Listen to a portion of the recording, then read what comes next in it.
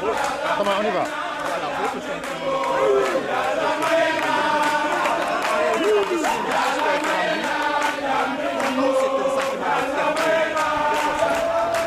En même temps, on reste là.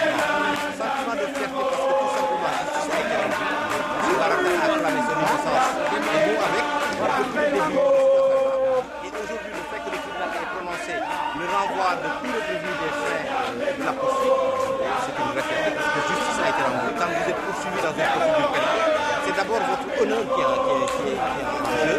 Et pour cela, c'est un vrai sentiment de fierté. Mais au-delà de ce sentiment de fierté, je crois que ce qui est aujourd'hui remarquable, c'est que par rapport à un dossier que l'État du Sénégal a lui-même initié, et quand on sait que c'est une machine infernale qui se déploie, le fait que les juges aient tenu à dire le droit, c'est-à-dire à relaxer M. Baratal et tous les autres prévenus, est une véritable marque d'indépendance.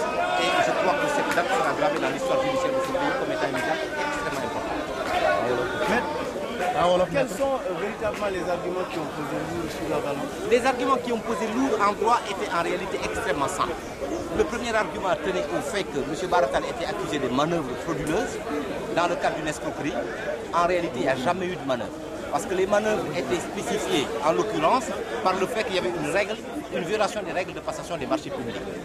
Même si le cas était avéré, cette violation des règles de passation des marchés publics ne pouvait être imputée à M. Baratal, qui n'en avait absolument pas la maîtrise, mais plutôt c'est l'administration à qui il incombait de faire respecter ces règles.